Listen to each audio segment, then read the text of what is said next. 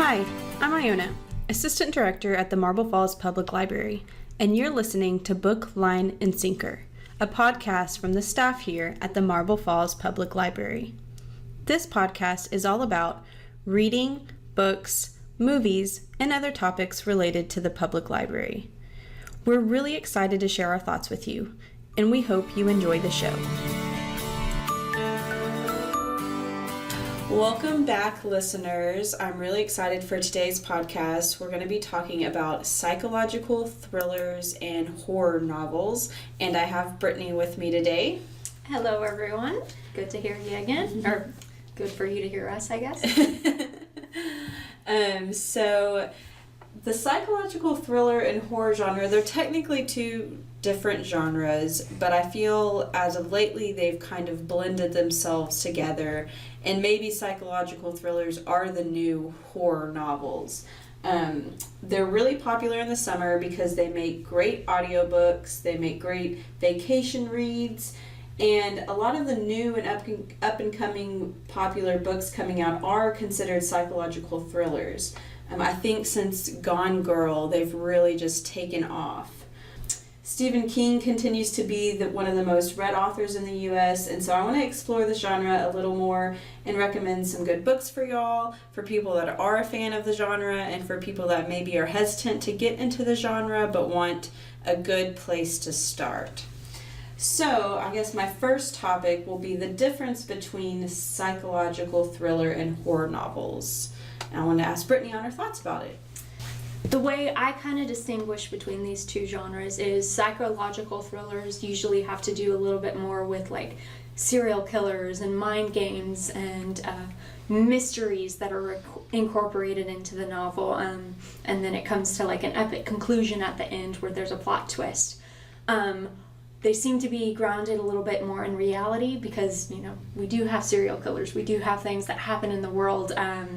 A lot of horror novels are different to me because they include situations that might not happen in the real world, especially when you start adding like monsters and mythological creatures and that kind of thing, and that seems to be a little bit, it all has to do with darker themes, but with horror it seems like more scenarios that wouldn't normally happen in the real world. And I feel like psychological thrillers are a little bit more they deal with topics that have to do with the darker side of human nature.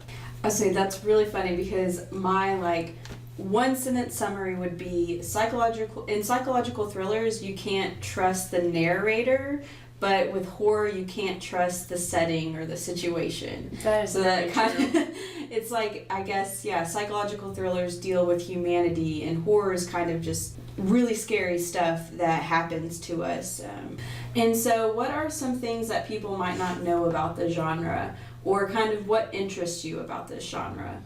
So I have a theory about horror novels, about why people like to read them. So first of all, a lot of people, like myself, are not going to be caught up in situations that are going to be so exciting as what you see in a horror novel, so it gets your adrenaline pumping. There's always usually a mystery element to it, and it really keeps you reading. It keeps you guessing as to what's going to happen, and I think that's why a lot of people like horror novels, is because it gets your blood pumping. It's like the same kind of thing when you go to watch a horror movie. You want to be scared because it gets your adrenaline pumping and it makes you really excited to see what happens next.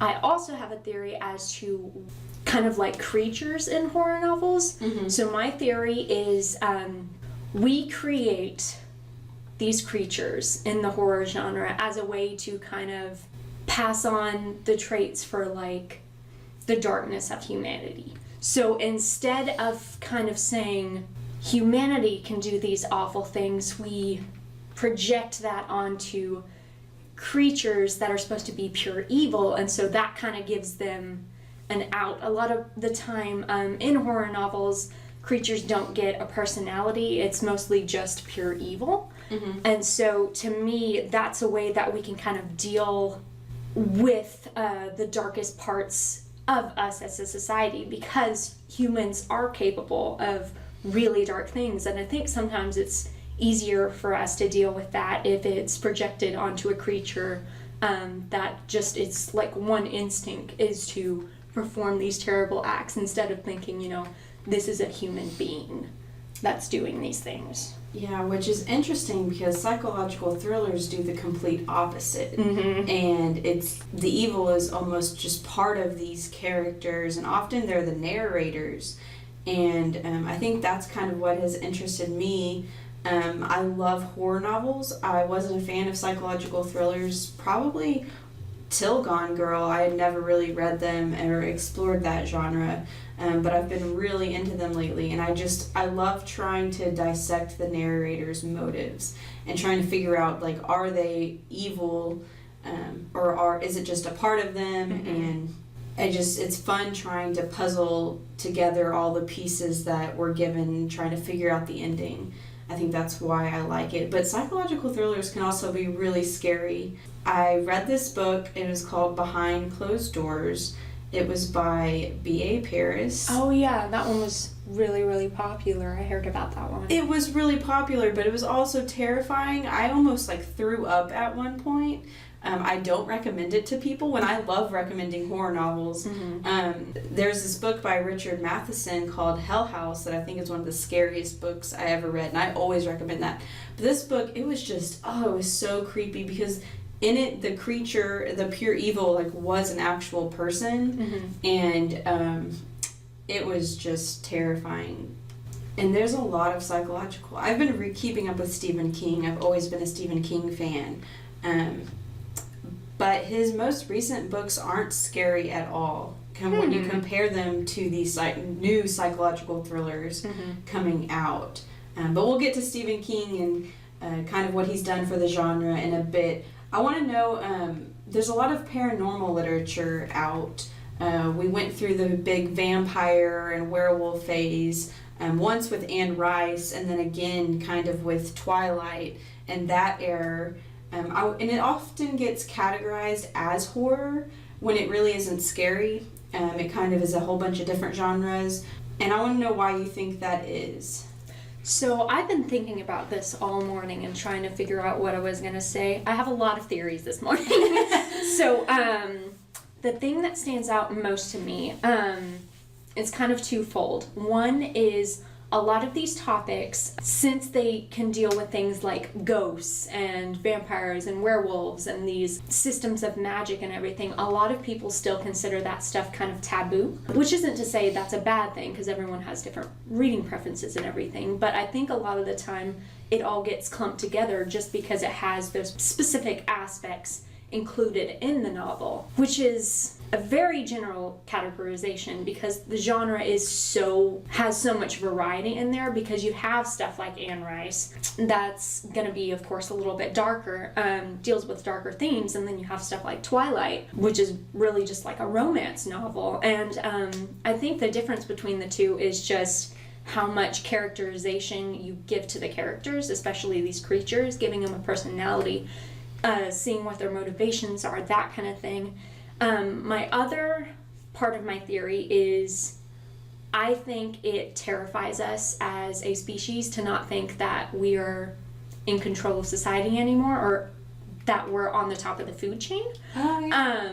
And so with things like ghosts and paranormal creatures and everything like that, these things that are, as a species, faster, stronger, smarter than us, that terrifies us because for a long time we've been at the top of the food chain, and we like to have this illusion that we have control over the world and everything. So it's kind of like in Jurassic Park when the dinosaurs are there, they would be the top of the food chain because they're stronger, faster, smarter than us, even, at least the velociraptors are.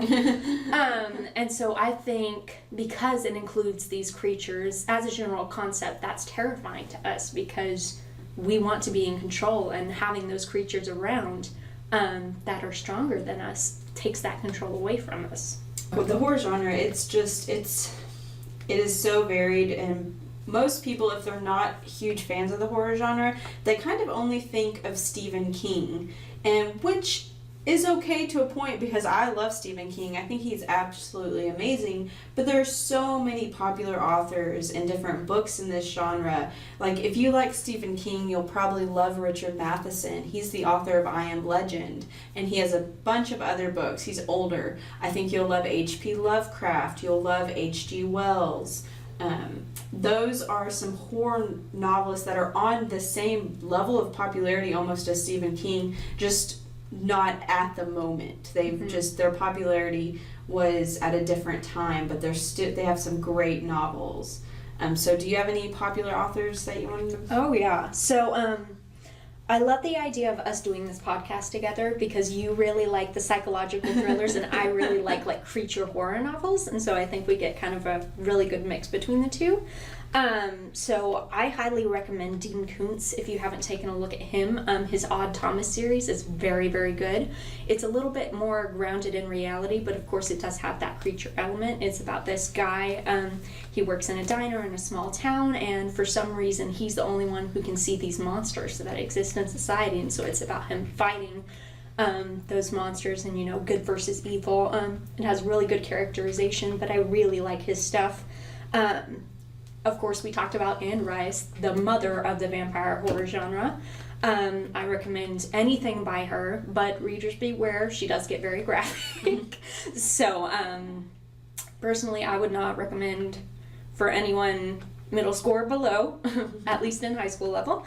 Also, you have stuff like James Rollins, which has to do a little bit more with, you know, like ghosts and demons and that kind of thing, so a little bit darker there. And of course, Edgar Allan Poe, fantastic author. A couple of ones I have to recommend, surprise, surprise, YA authors, but Miss Peregrine's Home for Peculiar Children by Ransom Riggs. That series is fantastic. Funny story, actually. That was the first book I ever checked out from this library, like ever. Oh, wow. I saw it on the shelf, I saw the cover, it drew me in. It's a picture, a black and white photograph of this girl who's wearing like carnival clothes. She has like a crown and everything, and she's levitating like 2 inches off the ground, and you're like, what is going on? I have to know more. But so good.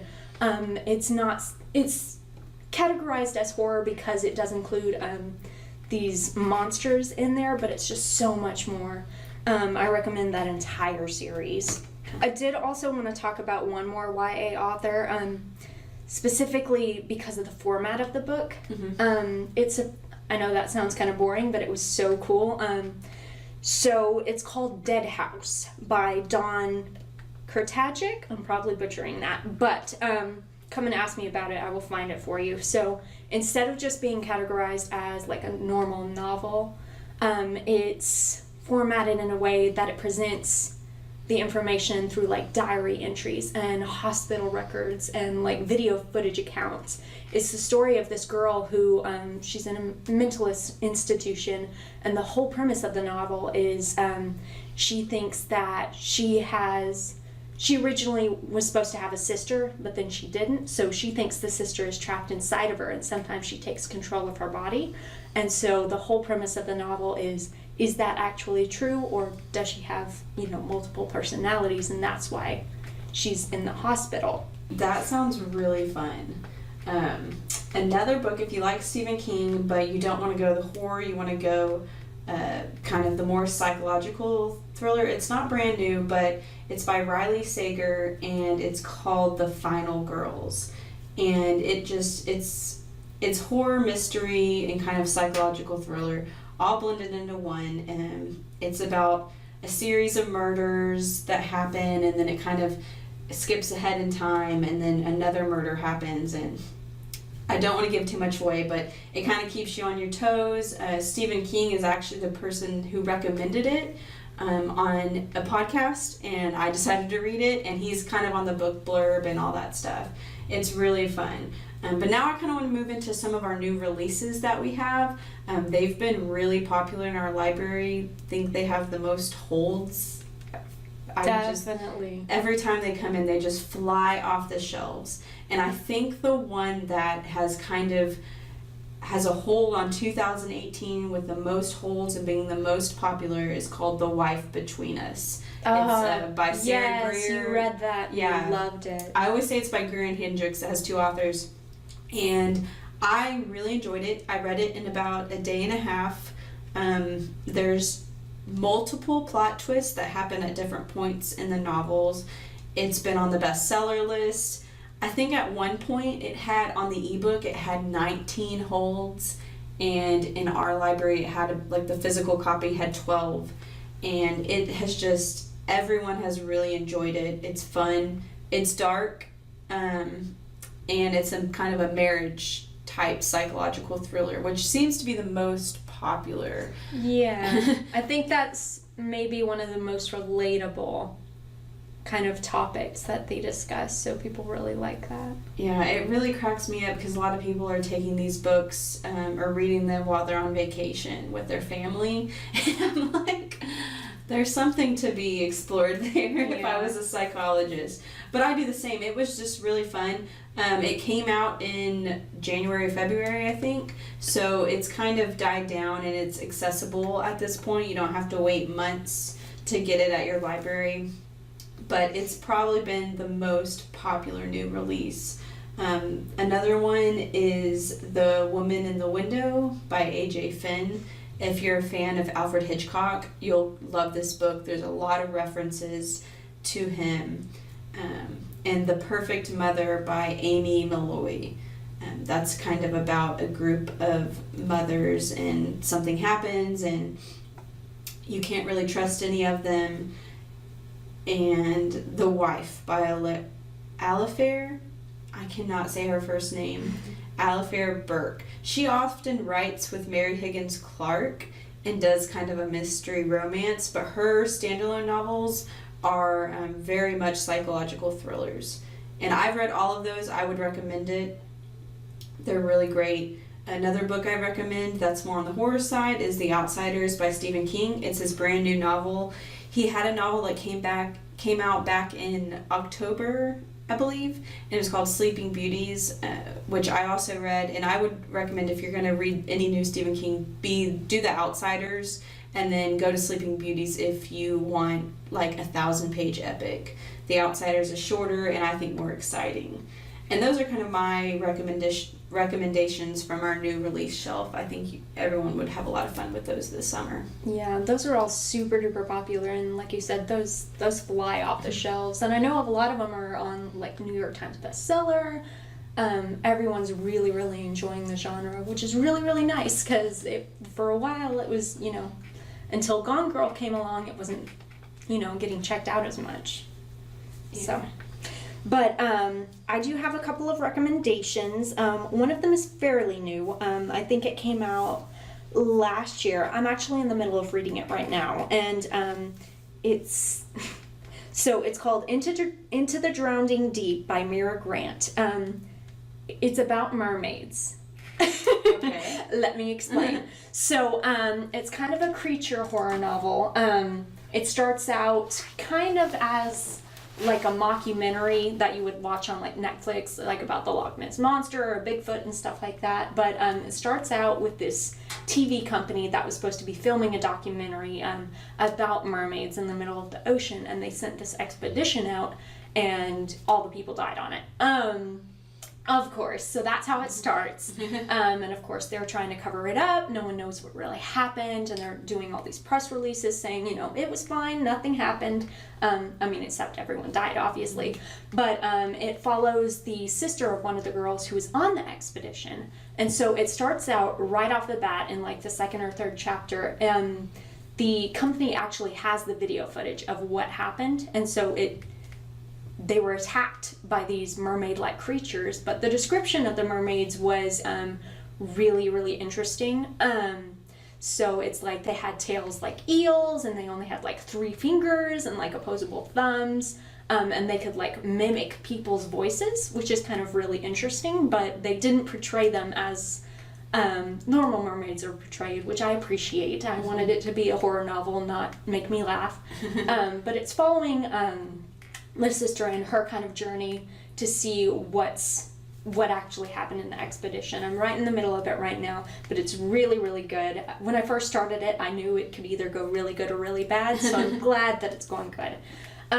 The other book I wanted to talk about, this is not a new release, but this is the zombie book I was talking about earlier. So they did make a movie adaptation a little bit ago based on this book, but it's called Warm Bodies by Isaac Marion.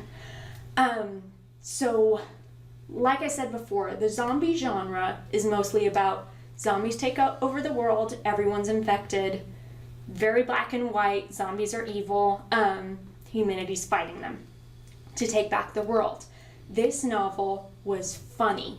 It had great characters. It was refreshing. So, first of all, the narrator is a zombie. You start off, the whole thing is narrated from his point of view. And the whole premise of the novel is about zombies becoming more human and this deeper theme of what makes us human. The zombies still, eating people and all that kind of stuff, but it's very matter of fact, like, this is what's happening, but like he's thinking about something else. So, it was so good. I definitely recommend that. It has been a while since I've read a novel like that where I ended it and I was like, that was so good. It's probably a novel if you want to kind of get into a little bit of paranormal, not necessarily horror, but something that you'll feel comfortable with. That's probably a good one. I would also say The Wife Between Us is a good starting point because there's nothing too dark and just really scary. I would stay away from B.A. Paris if you are not prepared for like a really intense psychological thriller. She has a new book out. I just want to warn people, she's probably one of the most intense psychological thriller authors out there. But Stephen King, I think, is safe. His new stuff, at least his old stuff, Misery, It, yeah, that's all terrifying. Oh, yeah. His new stuff, I think it's a good segue if you want to explore Stephen King and horror. But yeah, we have lots of options. Come to the desk at the library if you would like some more recommendations. Brittany and I have a lot of them, and I'm sure we can point you in the right direction. So thank you all for listening. Read some horror novels, read some psychological thrillers, have fun on your vacations. We're going to have a 2-week break for the 4th of July holiday, and we'll be back on July 12th with a new podcast about audiobooks. All right. Thank you. Thank you, guys.